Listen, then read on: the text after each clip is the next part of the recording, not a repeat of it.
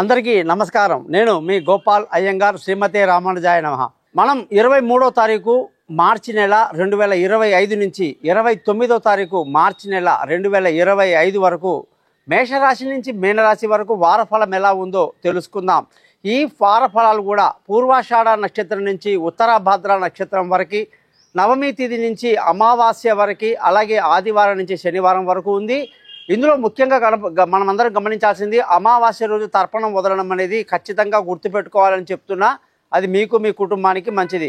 అసలు సిసలైనటువంటి విశేషం ఏమిటి అంటే, ఒకేసారి 6 గ్రహాలు మీనరాశిలో చేరుతున్నాయి. ఈ మీనరాశిలో ఇన్ని గ్రహాలు ఏదో పెళ్ళికొచ్చిన బంధువులాగా ఒక కుటుంబంలో చేరినట్టుగా, అందులో బుధుడు, సూర్యుడు, రాహు, అలాగే శుక్రుడు, శని, చంద్రుడు కూడా ఉత్తరాభాద్ర నక్షత్రం ఆఖరి రోజు శనివారం నాడు శని కూడా అందులో చేరిపోతున్నాడు మీనరాశిలో. ఒకేసారి ఇన్ని గ్రహాలు ఉండడం అనేది కూడా ఒక గొప్ప విశేషం. ఎప్పుడో కానీ విచిత్రాలు జరగదని గుర్తుపెట్టుకోవాలి. అలాగే కుజుడు మీనరాశిలో, కేతు కన్యారాశిలో సంచరిస్తున్నాడు. ఈ విధమైనటువంటి గ్రహ పరిస్థితిలో మనం ఈ యొక్క నవగ్రహ ఈ యొక్క 12 రాశులకు ఎలా ఉందో తెలుసుకునే ముందు శని గురించి ఒక ముఖ్యం తెలుసుకోవాలి. మనం అన్ని గ్రహాలు కూడా ఒక రాశిలో నెల మహా అయితే చంద్రుడు 2.5 రోజులే ఒక రాశిలో ఉంటాడు.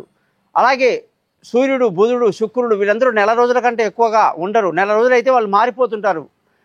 కుజుడు ఇప్పుడు స్తంభించాడు కానీ జనరల్గా 45 రోజులు అలా మారిపోతూ ఉంటారు. అటువంటి పరిస్థితిలో గురువు 1 సంవత్సరం ఒక రాశికి పడితే శని 2.5 సంవత్సరాలకు కానీ ఒక రాశి మారాడు. అంటే 30 నెలలు అన్నమాట. అటువంటి శని ఇప్పుడు కొత్తగా మనకు మీనరాశిలోకి రావటం అనేది ఎంతమందికి ఏ విధంగా అది యూజ్ అవుతుంది? 2.5 సంవత్సరాలు ఉండబోతున్నాడు. మరి అది మీనరాశి వాళ్లకు నెత్తి మీదికి వచ్చిన శని అంటారు. అంటే అప్పుడే కుంభరాశి వాళ్ళకి 5 ఏళ్ళు అయిపోయి ఇంకా 2.5 ఏళ్ళు బాకీ ఉంది. మీనరాశి వాళ్ళకి ఇంకా 5 సంవత్సరాల ఏలినాటి శని ఉంటుంది. ఇప్పుడు కొత్తగా మేషరాశి వాళ్ళకి ఏలినాటి శని 30వ తారీఖు నుంచి మొదలవుతుందన్నమాట, 29 నుంచి. కాబట్టి ఈ ఏలినాటి శని రావటం వల్ల మేషరాశి వాళ్లకు ఎటువంటి జాగ్రత్తలు తీసుకుంటూ ఉంటే మంచిది, మీనరాశి వాళ్ళకి నెత్తి మీద శని రావటం వల్ల వాళ్ళు ఎటువంటి జాగ్రత్తలు తీసుకుంటే మంచిది, సింహరాశి వాళ్ళకి అష్టమంలోకి అంటే 8వ ఇంట్లోకి శని వస్తున్నాడు.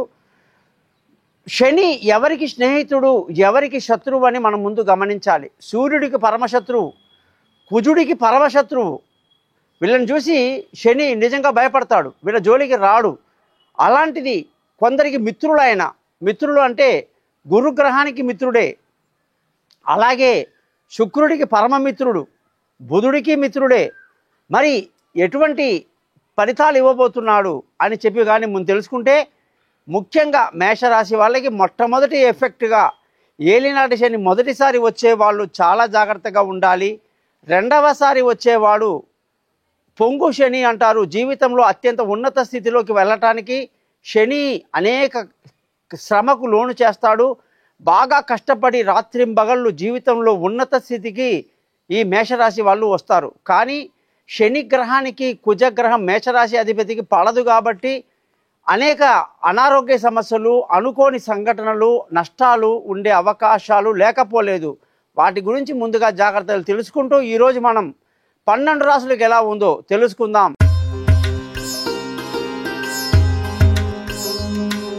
మకర రాశి వాళ్ళందరికీ 23వ తారీఖు మార్చి నెల 2025 నుంచి 29వ తారీఖు మార్చి నెల 2025 వరకు వారఫలం ఎలా ఉందో ఈరోజు తెలుసుకుందాం.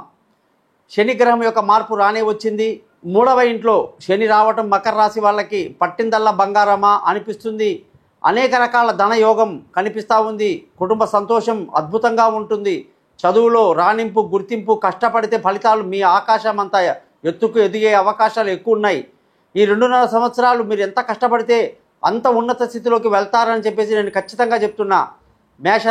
మకర రాశి వాళ్లకు శని అధిపతి కాబట్టి, శని 3వ స్థానం చాలా యోగాన్ని ఇస్తాడు కాబట్టి మీకు ఖచ్చితంగా అనేక సందర్భాలు చూసాం, అనేక జాతకాలు చూసాం.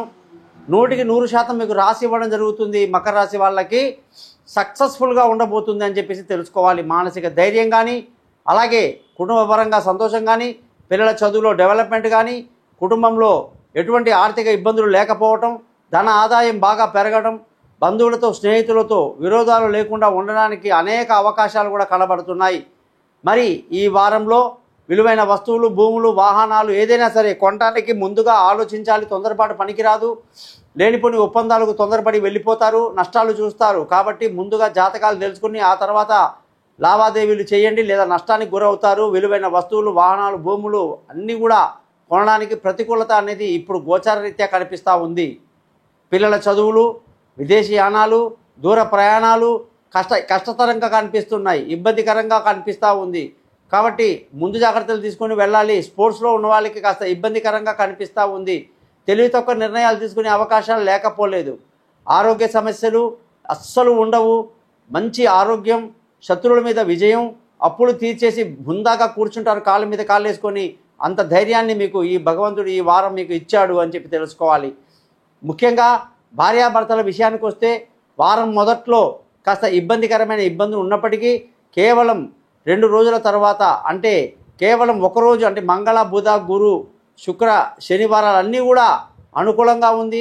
పెళ్లి కాని వాళ్లకు పెళ్లి కుదురుతుంది. దూరంగా ఉన్న వాళ్ళు కలుసుకోవటం, అలాగే పార్ట్నర్షిప్ కలిసి రావటం, ప్రేమికులకు అనుకూలమైనటువంటి పరిస్థితి అనేకంగా బాగున్నాయని చెప్పేసి ఈ రాశి వాళ్ళకి మనం చెప్పాలి. ముఖ్యంగా ఈ రాశి వాళ్ళకి ఆరోగ్యం పట్ల శ్రద్ధ వహించాలి. వాహనాలు నడిపేటప్పుడు జాగ్రత్తగా ఉండాలి. అదృష్టంగానే చూసుకుంటే ఈ వారంలో మంచి అదృష్టం కనిపిస్తూ ఉంది.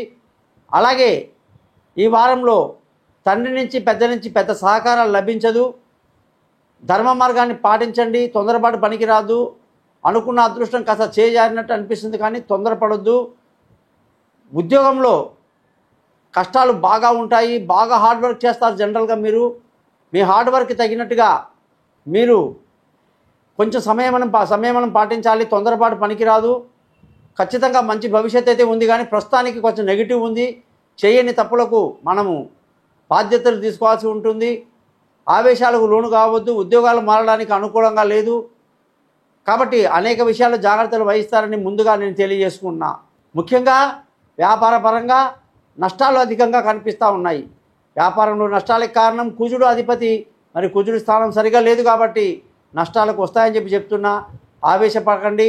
ఇప్పుడు వెంచర్లు కొత్తవి పెట్టకండి. కొంచెం టైం తీసుకోండి. ఖర్చుల విషయానికి వస్తే ఈ వారంలో అధికంగా ఉండే అవకాశాలు లేకపోలేదు. మరి మకర రాశికి వ్యయాధిపతి, తృతీయాధిపతి కుజుడు పంచమంలో కూర్చుంటే ఏం లాభం? అన్ని నష్టమే. కాబట్టి మే 15వ తారీఖు నాడు గురువు మారుతున్నాడు. అప్పుడు అన్ని సుఖాలు సక్సెస్ అనేది ఖచ్చితంగా మీకు కనిపిస్తుందని తెలియజేస్తూ, జ్యోతిషపరంగా ఎటువంటి సందేహాలు ఉన్నా నన్ను కాంటాక్ట్ చేయండి. మీ గోపాల్ అయ్యంగార్. నమస్కారం.